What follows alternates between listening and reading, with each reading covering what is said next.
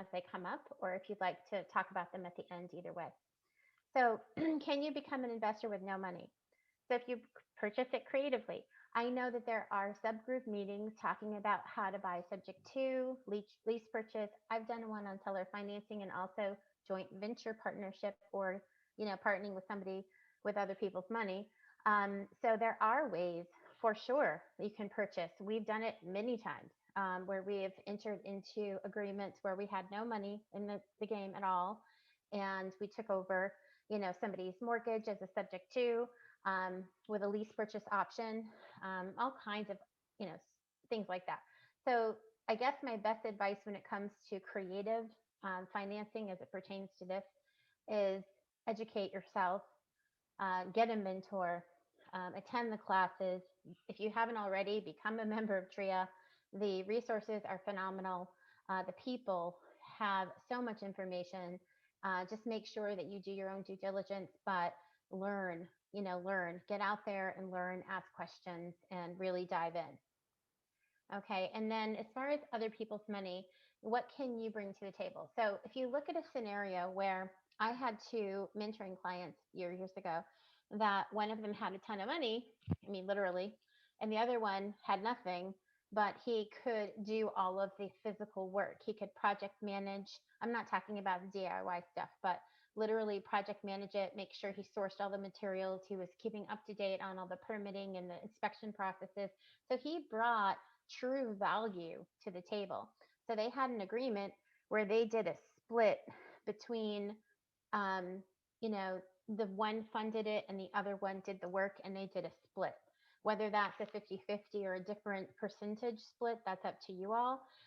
Just my tip at the bottom here is definitely use a joint venture partnership agreement, which is completely different than having an operation agreement for an LLC. Say you have your own LLC and somebody has their own LLC.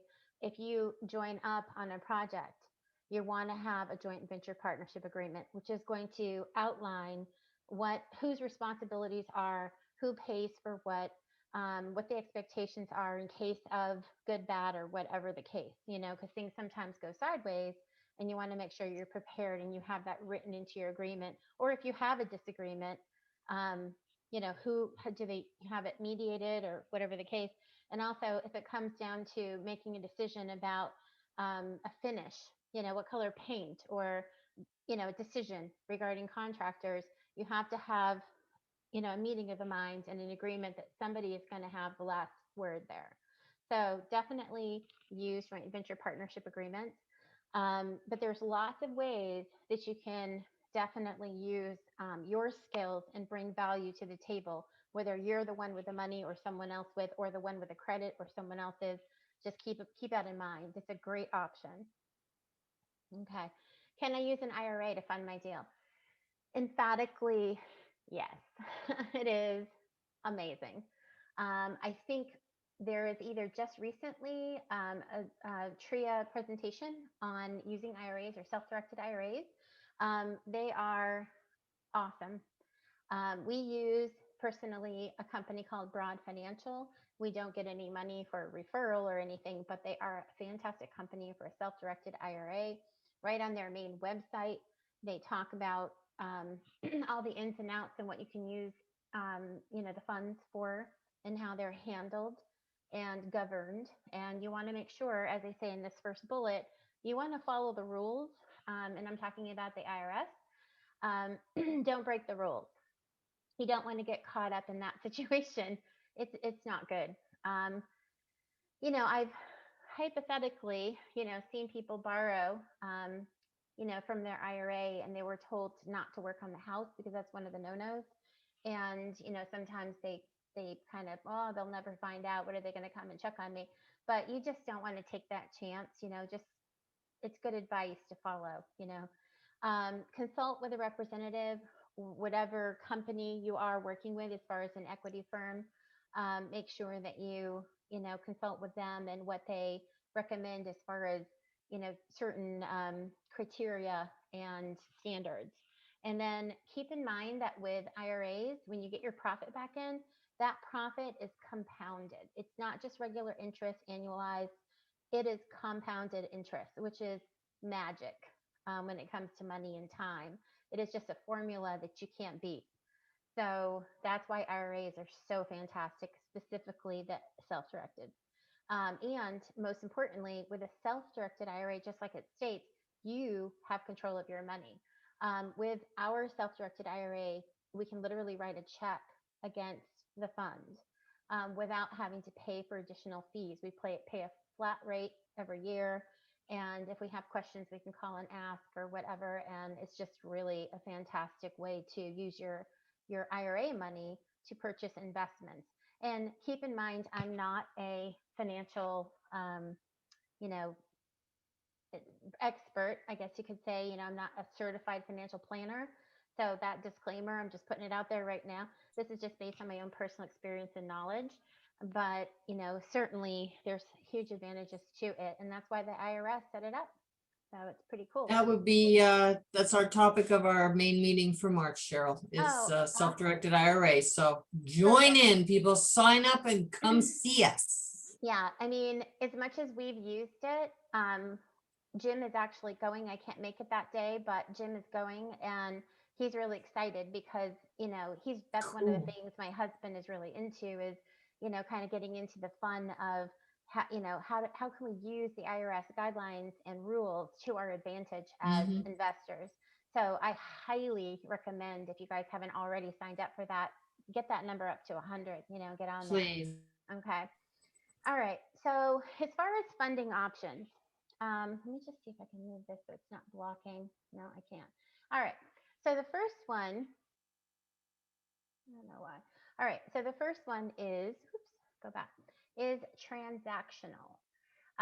There's going to be a breakdown of about 4 or 5 of these bullets.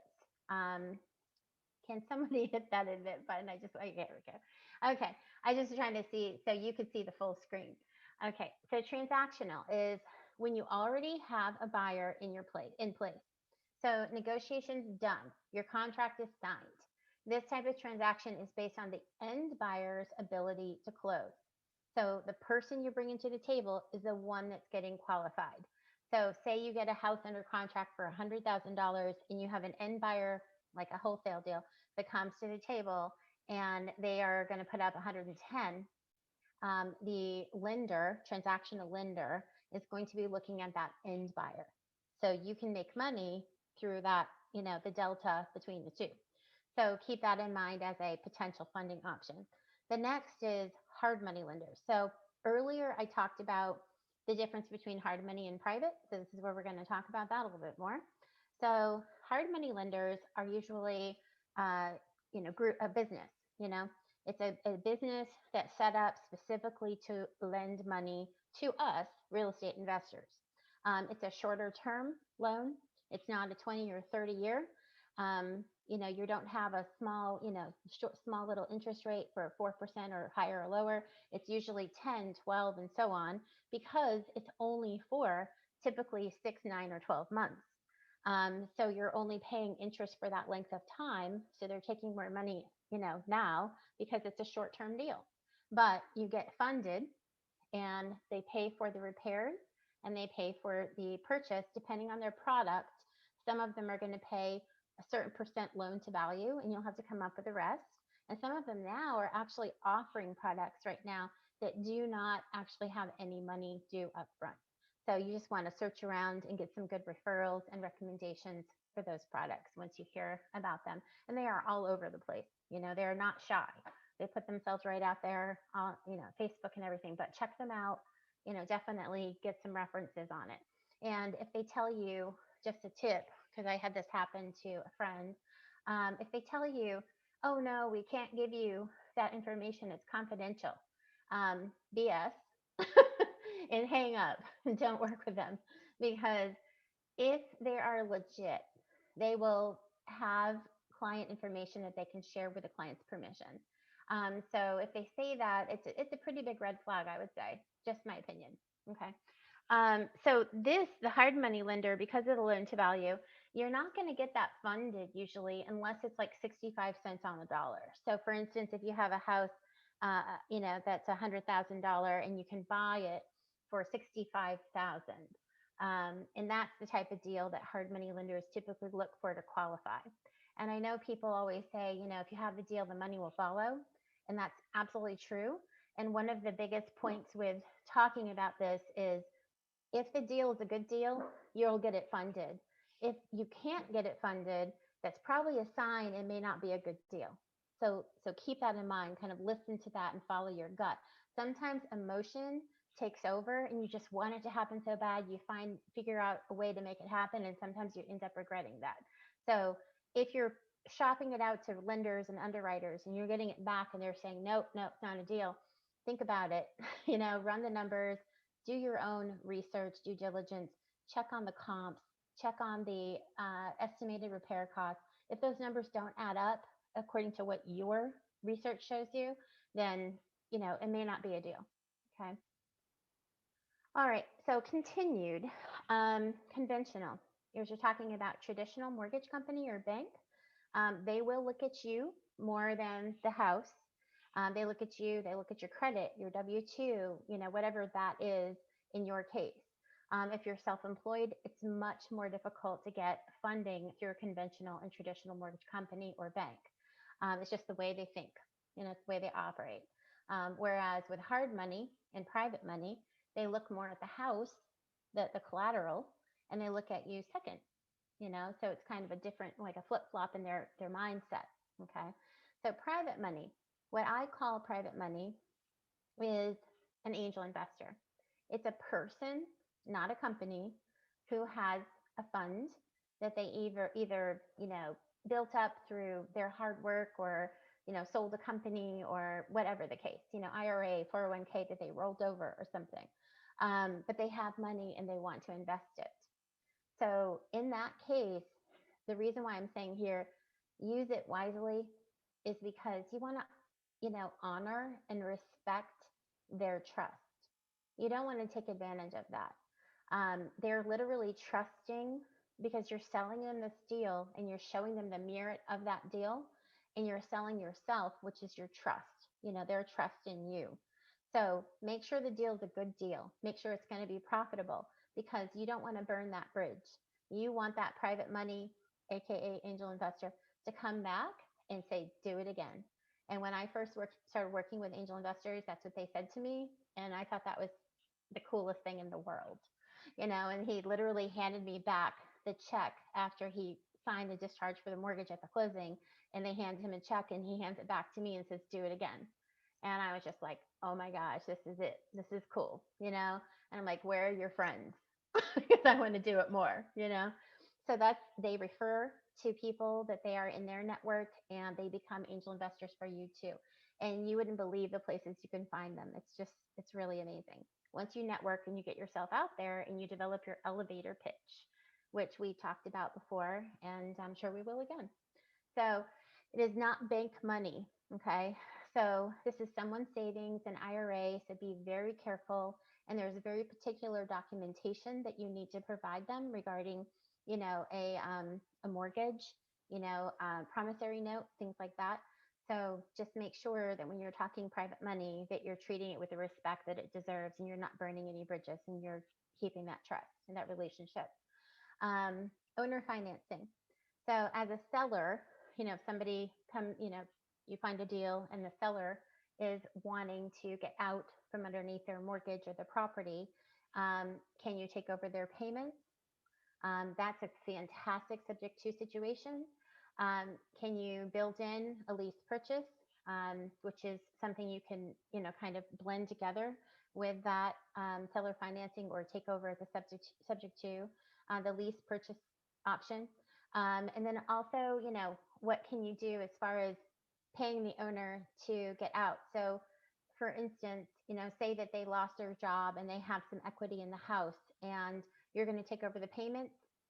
They have some equity, they want that equity. Maybe you work out a deal structure with them so they can get some of that money up front to move, and you pay them the rest when you actually, get the house renovated and either sold or rented, or you let that carry and that gets paid out eventually when the person who's in it, if you rent it out for a lease purchase, and when they actually purchase the house 24 months or 36 months later, you can pay the owner the balance of their equity at that time. So it really depends on how you perform in that deal and how you structure that deal from the beginning. And you want to set that price from the beginning to a fair market value. Okay. So those are 5 different funding options. And I put over here on the left, if the deal is good, the funding will be there. And that's so true. I've had so many people, I can't even tell you how many times somebody's come up to me after a presentation or a meeting and said, people say that, but where do I find the money? This is where. And I'm actually going to give you names of lenders later. Okay. So, all right. So, how do you apply as an individual or as an entity? So, I've done some pretty good, checking around, and this is the breakdown. This is what I came up with. Okay. And again, I'm not a bank, I'm not a mortgage broker, but I definitely have used them and, have dove into this before so many times. So, when you're buying conventional as a person, okay, and then you sell it to your LLC. So, they're trying to buy it as themselves, and then they're selling it to their company, their LLC entity. Okay, that you can do that. But if you do that and you purchase it in your name and you transfer the deed, it voids the title insurance. Okay, so that's something that people aren't probably going to bring to your attention. So it's something to remember that you paid for that title insurance down the road. If there's a claim on that title after you've purchased it and you go back and say, hey, wait a minute, the city of so and so says these taxes weren't paid 3 years ago, that title insurance isn't going to cover you anymore on that claim. So think about how you buy it and how you may want to transfer it or leave it, or refinance it or whatever the case. Maybe you do a portfolio lender down the road. You must also pay a transfer tax, sorry, and it could affect your insurance rate also. It depends on how it's classified, as far as the loan itself. The next is with a local bank or credit union. They are okay with LLCs typically. They have the same requirements as a conventional. Um, Actually, I can tell you, and I didn't write this in the slide, but here in Fayetteville, I refer all commercial lending to a woman at First Citizens Bank. Her name is Sherry Turner. She is, honest to God, phenomenal. I do not receive money from her to say that. She's just very good at her job. She's very efficient and communicative, and she's great.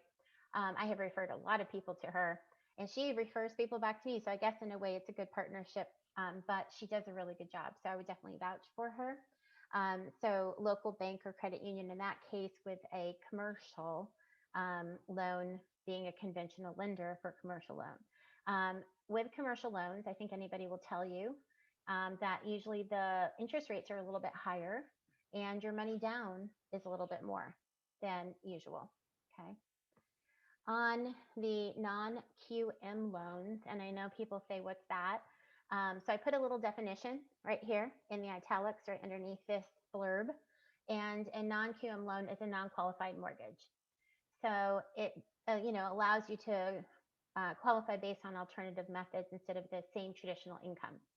So you can't apply for a non-QM loan directly to that particular lender. It has less requirements, but the interest is still a little bit higher.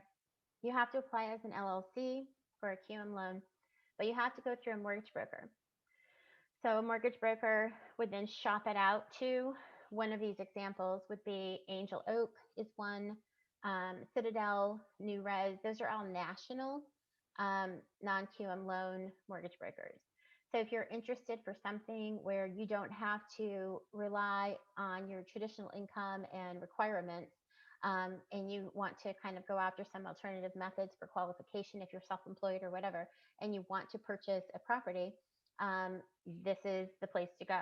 The non-QM loan mortgage brokers, and those places directly. You can actually Google those names, and you'll be able to see what their mortgage products are. Again, we don't receive any benefit from the referral. Just trying to put information out there to be helpful. The last one this is how it pertains to the commercial and the larger portfolios.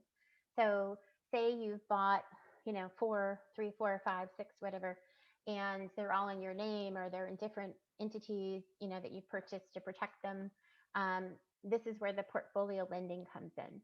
So they're not looking so much again at the person, they're truly looking at the property, the group of property. But they still want a minimum credit score because they want to know you have good business acumen, that you're reliable, you know, debtor, I guess you could say. So you would check with them and see, but typically their FICO requires about 640 or higher. There's a company called Finance of America Commercial that is a really good portfolio lender. And actually, the guy's name there, if you want to call them, is Jerry Collins with a J, Jerry Collins. Again, don't receive anything from him, just a good company if you're looking to pursue that avenue. I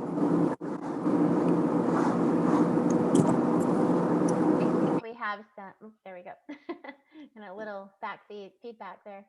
Okay, so as far as a lender, what do they want to see from a borrower? And I know people are really nervous about calling lenders and saying, hey, what are the criteria? Because they know at that point they're going to be asking for bank statements and social security numbers and all that. And it's just a harrowing process, and I understand. But once you do it and you have your literal ducks in a row, it's not as bad as you think. And it's worthwhile because look at the payoff, you know.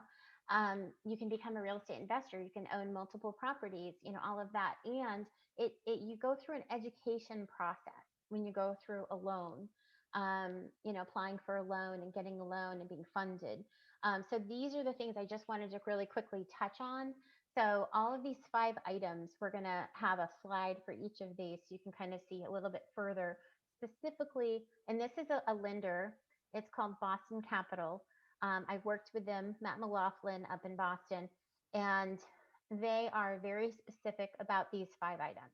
And if you can bring these 5 items to the table in some semblance of professionalism, they want to work with you if the deal. Has money in it.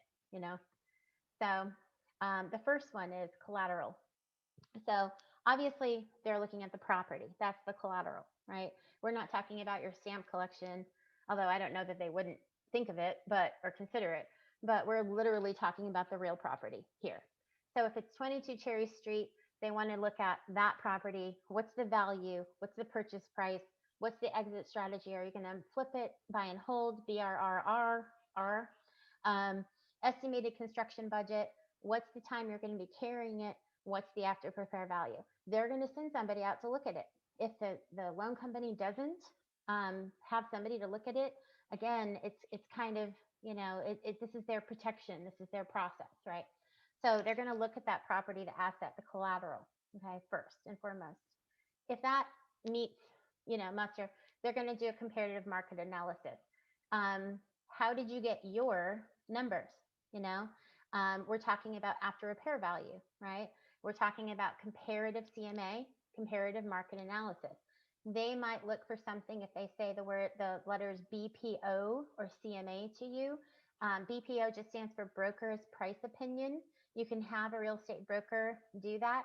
They usually charge a little fee, but it's a good thing to have, or you can do your own CMA and just basically a comparative market analysis and just put several similar properties within very close proximity, all sold properties that have in the last 6 months have sold, and look at those comparatively side by side.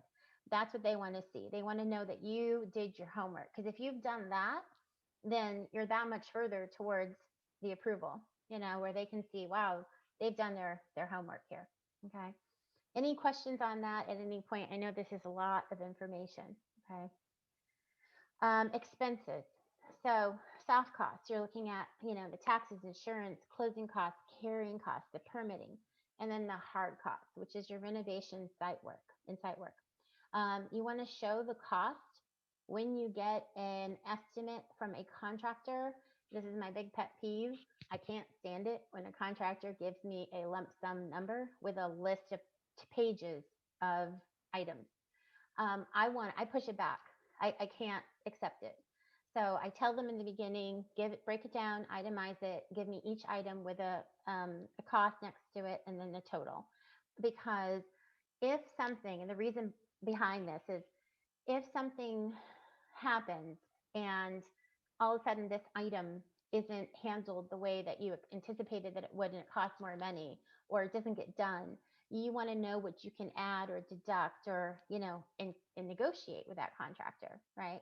But if you don't have that breakdown and it's just says $50,000, you're kind of like at their mercy. Oh yeah, well we charged extra for this because it didn't whatever. So pushback, if they want your job, don't be afraid to ask them to give you an itemized estimate. And it's so easy these days. There's so many wonderful apps and different things that contractors have access to that are free.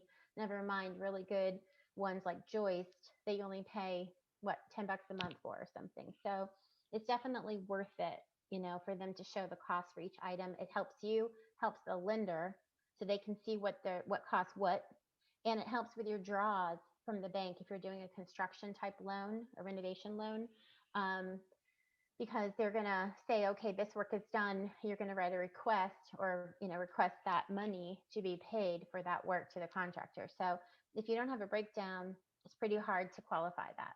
Okay, that work. Okay, so this is what it might look like. So construction budget and repair estimate worksheet. There are so many options for this type of thing online. It tells you the type of improvement, the cost of, or the type of item, is it a repair or something new, replacement, the quantity, the cost, the description, all of that, and then a number. So whether it's in a spreadsheet, as long as it's written, it doesn't even matter. I have a guy who puts it on those big lined post-it notes, my handyman, and he just, scratches it all out, takes a picture of it and texts it to me. I'm happy with that because I can convert that into a document or print it, something in writing. And he's a handyman. He's not my major GC guy or, big construction guy. But I need something that I can hold them accountable to, and they can hold me accountable to as well. Like, hey, I told you it was going to cost this much. So you just want to be fair. And this is a business, you know. So when we're borrowing money to invest in a real estate or purchase an investment property, it's not a hobby. I don't think, for me anyway, it isn't. It's a business. So you have to treat it, and work at it, and it's a business. So you got to do the paperwork, right? All right, and then underwriting requirements. What does the lender need? A lot of people ask this. What do they need from me? How long does it have to go back? They need a lot. I'll be honest with you. They're loaning you potentially hundreds of thousands of dollars over time. So you want to build a relationship with this banker, this lender, and you want to go back to them just like with that private money person over and over and over because you can. So once they have a relationship with you and they see you can do a good job with it, they're going to want you to come back to them for more business. So once go through this process and learn how it works, and you know what to expect, it's not as difficult and it's not as harrowing of an experience, as people think it is. So basic things like, we run a property management company. When people apply, they call and say, hey, what do you need? And right in our system, it actually asks them to upload copies of their pay stubs. Whether it's an employment, intention for, an offer for employment letter or copies of pay stubs or whatever the case, if they just snap a picture of it with their phone, it gets uploaded into our system. We have the ability to do a verification that um, it's like an algorithm without getting into too much detail. And it actually lifts off all the information and verifies it through our system. Just like I know I see commercials online now with like HR&R Block or whatever, where it says it's easier to do your taxes than ever before. So you just, enter your information and you snapshot all of your pay stubs or W-2s to them, and they just lift it up off of that information, that paper, and they submit it and process it. So it's pretty standard, if you're talking about lending or getting a loan, copies of pay stubs are going to be part of the equation. A balance sheet or a bank statement. If you, have a bank account, which I hope you do if you're getting into investing, If not, you should open up one real quick. So they're going to want to see that bank statement. I know when I applied for my first mortgage, I feel like it was, oh gosh, it was like almost 30 years ago. And they asked me for my bank statement. I thought, wow, I just couldn't even conceive that they would need a statement from my bank account. But that was a while ago. Now I can just snapshot it like a screenshot, and I can just PDF it and send it right over to them. It's as easy as can be. And now the lenders, instead of just getting a snapshot or like a copy of it that doesn't change, they actually get your login information during that underwriting process, and they check back to see, did you have a deposit? What was that deposit about? And you have to provide an explanation. Once you get through it, though, and you're golden on the other side. But just keep in mind, that balance sheet or bank statement is part of this process. They will do a credit check, and they will want your attorney information. So if you don't have one, you'll want to ask around to get a referral and get an attorney. And then your REO schedule. So basically, real estate owned, so that's what that stands for. Basically, they just want to know what your schedule is looking like as far as purchase, time frame, completion, whatever the case, so that they can get paid, right? All right. So the last thing they want is they want to buy into you, right? So if you have an entity, you have a company. So what's your company resume? What success stories have you had? Have you done anything yet? If you haven't, that's okay too, but just be honest about it. How many years have you been doing it? Do you have a portfolio? If you don't have any experience, show your skills, right? Show them you can put together a CMA, a budget, your construction quotes and things like that, so that you're really providing them with the tools that they need to get you approved. So you're selling yourself. All right. So in closing, I saw this and I just thought I had to share it. So, you can wear bear claws, but it doesn't make you a grizzly bear. You can watch HGTV, but it doesn't make you a real estate expert, right? So just kind of remember, it's about what you know, your knowledge and your experience, not what you watch. You need to do it and stop dreaming about it and actually get out there, right? So if you have any questions, I'm going to open that up now. Okay. I know that was a lot of information. I apologize in advance and after. It was a lot to absorb, but that was awesome information. Yeah. You guys just got a treasure trove of information. That was a crash course. Yeah, for sure. So I tell you what, Cheryl's a font. If you I want to know mean, anything about anything, it's All Cheryl. this got some great resources. So I hope you took some notes. Well, if anybody wants the presentation, I am absolutely, happy to share it. I know we have 30 people on the call right now. My contact information is right there. You can email me at cheryl@patriotrealestateservices.us. Don't do .com because you'll be out in Texas with another company. Mhm. So it's .us for Mhm. United States, because we're patriotic. Cheryl, David Cruz is asking, can you repeat the part about not working on the home yourself? Okay, yeah. So if you go on to the website I was talking about, which is broadfinancial.com, spelled, just like it sounds, it will actually give you a breakdown of what you can use that investment money for, but also give you some details if you drill down a little bit on some of the IRS rules on you cannot, if you purchase a property that's an investment property that you're renovating or that you're renting, you cannot go there and do a DIY project. You have to hire a contractor to do it. So you can't kind of like, pierce that veil, so to speak. You're supposed to get contractors and have the contractors do the work. You're not supposed to have any personal involvement because you're supposed to shield yourself off, because the IRA made the loan, all the profit goes to the IRA. And if you have, so the theory is like, if you work on it and get paid, that breaches that. Right. And I would just put in a plug for the main meeting this month because it is Edwin Kelly with Specialized Trust and all about self-directed special IRAs and 401k. Yeah, so he'll take a really, you got a really good high-level view here from Cheryl, but he'll take you into the details. He'll Right. get you in the weeds, man. Cheryl, Karen Olds is asking, did you say you do property management? If so, where? Fayetteville. Well, of course. Yeah, so Fayetteville and surrounding areas, we go about 35 miles from here. And yeah, we love it. So just go right onto our website and, check it out. And you'll see some of our client testimonials. And thank you for asking. David Cruz is asking, are there any typical terms or rates for hard money lenders and private money lenders? Okay, so, and now this is me telling you that they're different.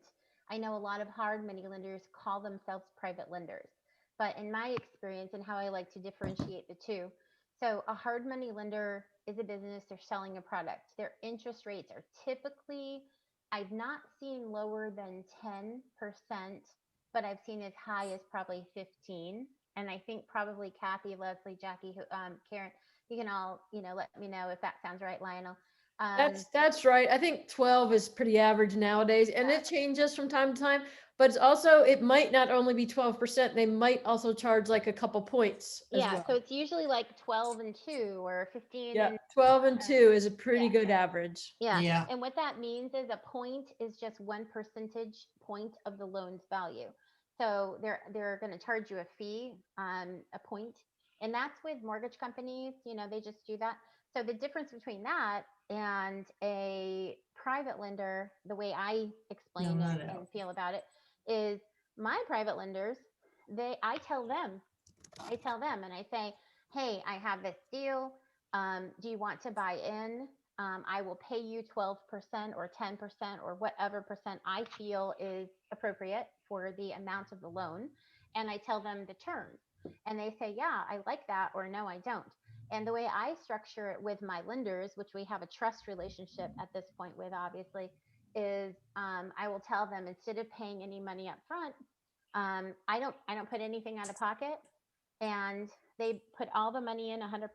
That's just how I do it with them, and they get paid when the house is resold at the end. So they get one lump sum that comes out of the closing. I don't do monthly interest with them, whereas with hard money lenders, you would be paying an interest only amount. So it's kind of based on when you get to a point and you have that trust relationship that you've built with somebody, and you basically are shopping them the deal and saying, hey, this is the deal. This is CMA, this is the ARV, this is the repair cost, and you shop it to them, and they say, yeah, I want that 12%. And if you do it in 6 months or less, they can do that twice, so they can make that 12% over the course of a year versus 6 months.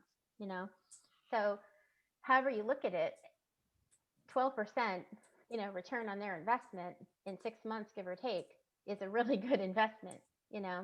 And are they going to make that with a high yield, bank account? Nothing. They're not going to make that with anything else. And they probably won't make it with stocks. I mean, over time they will, over 10, 20 years, but certainly not within a year. So, when you have somebody that's, has that money and you're giving them the information, that's why I really stressed about that one, that you have to really respect that deal and that transaction, and don't, stop working on it because you got tired or you just whatever. You got to get it done because you're using their money. And the way I structured it is a tiered. So for instance, if it's $100,000, maybe they get 10%. If it's over 100,000, say 120 or 100, whatever the range is, then I pay them 12%. But the longer, so there's an extension. So if for some reason I have some supply chain issue because of COVID or whatever, and instead of having to pay more money for an extension with a hard money lender, I can put in like a softer, kind of escalation clause in there, so that maybe I'm paying them an extra few percent. So if they call me and say, hey, what's taking so long? Like, oh, don't forget, you're getting an extra 2% these next 3 months. And they're like, oh, okay, take your time. And they Yeah. lay off, because they're getting more money, right? So those are the differences in my view. So Bianca Bazil says phenomenal presentation. Thank you so much for taking time to share. Frank Hartick wants everyone to know that he does property management in the Triangle. If anyone wants more information, contact him. Eric Deal is asking which type of lender, in your opinion, Cheryl, is best for buy and hold strategy? So I think commercial lenders are fantastic for that. Like I said, there is this one person here for Citizens Bank. I must have, out of all of our clients, which is growing by the day, thank Lord, it's wonderful. I probably have maybe in the range of like 30% of our clients that actually do are the BRRRR strategy with them. So they go there, they purchase it, and they do that whole process with them, and then they send an appraiser back, they cash out, and they use that money for the next deal. So in my opinion, I would say, commercial lender. However, you can certainly do it as an individual, but just keep in mind that when it comes to the protections that an LLC affords you, if you're doing that strategy, it kind of comes with the pros and cons of the title insurance, being voided or whatever the case, if you're going to sell it to your company later when you're refinancing or something like that. And by the way, lots of private lenders will require you to borrow in your LLC. You will have to personally guarantee it, but there's some rules that that they have to follow if they're lending for your home loan, and so they want to make sure you're not. So they will require LLCs, even though you do have to personally guarantee it. Many hard money lenders. Cheryl, David Cruz is asking, in what areas does your contact at Citizens lend? In what areas? Oh, I think you should probably call her. I know she's definitely in the Fayetteville and surrounding area because with our clients and her clients we share, there are many loans that she has, written or underwritten in those areas. But I would say it probably goes beyond that because it's a bank that's, got many locations. So I would probably And if start. she could probably refer them to a different branch if she can't do it. Exactly. Yeah. I'm only referring, to her name just because that's who we deal with, here. But yeah, I would start there and kind of work your way out. And if you do call her, you can Google, the info and everything. But if you do call her, please tell her that, we gave you her name because she loves that, it makes her feel good. It's a happy thing. So. Cheryl, what was her name again? We'll put it in chat. It's Sherry Turner. Actually, I could probably look her up right now on my email and give you her email and phone number. Give me And one it's second. Sherry, SHERRI? So it's Sherry Turner. It's her email is SHERRI.Turner@firstcitizens.com. Okay, so that's the best way to email her, and her phone number, hold on one sec, is, 910-307-9123. 910-307-9123. Got it. Yep. Thank you, She ma'am. is the vice president of the financial sales manager of the commercial real estate there. I may call it. Yeah. So, and if you are wanting to get in touch with her, the other thing you can do, so I can bridge an introduction for you if you want. It might be easier. Just email me at thecheryl@patriotrealestateservices.us, and I'll take your email and just shoot it on over to her and say, hey, I'd like to introduce you to this person if they're interested. Okay. Cheryl, you are awesome.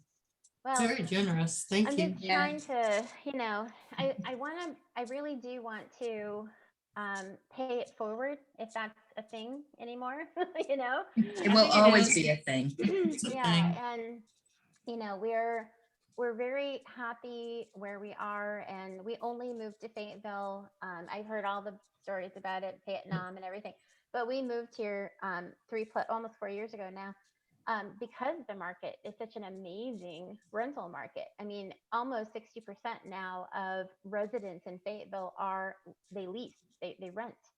So, and with the military ebbs and flows that are coming out, and the military income did not stop when COVID hit, it's a fantastic market to be in. And we can buy a house here for a rental property or a flip for 30 to 50,000 put in, 2030, and turn around and sell it for a 30% margin.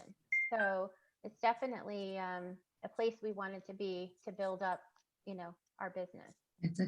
Cheryl, what are the days on market like for Fayetteville when you flip? So we had a couple of different, I would say depends on pre-COVID or post-COVID or during. COVID. Yeah. Yeah. So I think it's trending much less. Before, I think you're talking, if it's priced right, weeks, maybe days even. What's your inventory like right now, Cheryl? Do you know? Do you have any stats? Yeah, I can't really, I haven't looked up the most recent inventory as far as like buy and sell, but I can tell you just from our own inventory. So we manage, quite a bit of rental property. And if you look on our website right now, we have like one or two. They go on there and they go so fast. Literally, we get it up. I just got one posted yesterday. It's already got 3 applications on it. We leased it out, and it's coming off of the website today, tomorrow. So just even rentals there's just very little downtime, on them. So inventory, I think, is a real, people think they'll just come in, look at a house or an apartment and like, oh, I'll come back. When they come back, it's gone, So I tell them, if you're really interested, put in your application now, because you don't want to take a chance that this is going to be here in an hour or tomorrow, So. Okay. I think I need to come that way, and we just need to go to lunch one of these days. Yeah, we should. Yeah. Love that. Road trip. Road trip. We're expanding our offices. We are going from the offices that we rent downtown Fayetteville right now on Hay Street. We purchased a building. It's a 3,000 square foot, Wow. zoned for a residential and office and multifamily and all that. But we're converting it to our new property management offices. So we're scaling, and it's fun. I'm excited. Yeah. Good for you. Yeah. Things Way to do it. Right. It's a lot of work, but it's a job that I want to leave as a legacy, a company for my kids, and work my way right out of it. There you go. That's the way to do it, for sure. Well, if there's no more questions, I think we're Call it a wrap. That's I a think wrap. we're good. Okay. Thank you, so everyone. Can I just say one thing? If somebody emails me and I don't respond immediately by getting you this presentation, shoot me a text message or, call me and just say, hey, I sent it to you. I didn't get it, because there was some last month that kind of got buried and I didn't see them for a couple of days, and I felt really bad that I didn't respond right away. So It happens to all of us, sweetie. We all get a bazillion emails a day. So you just got to sort through them eventually.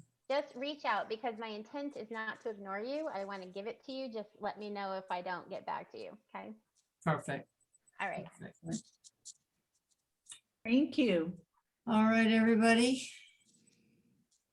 Have a Okay, good one. sign up for the main meeting, Quickly, please. please.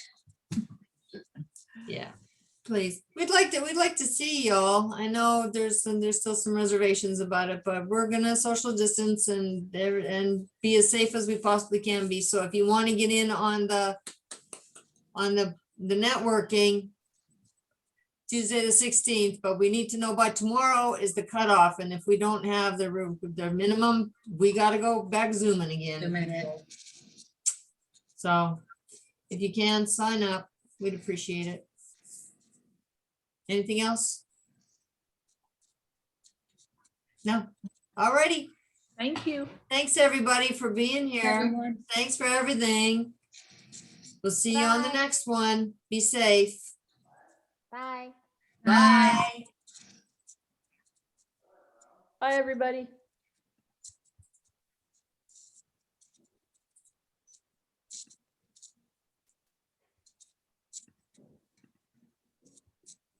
Hmm. Wow, they got off all on their own tonight?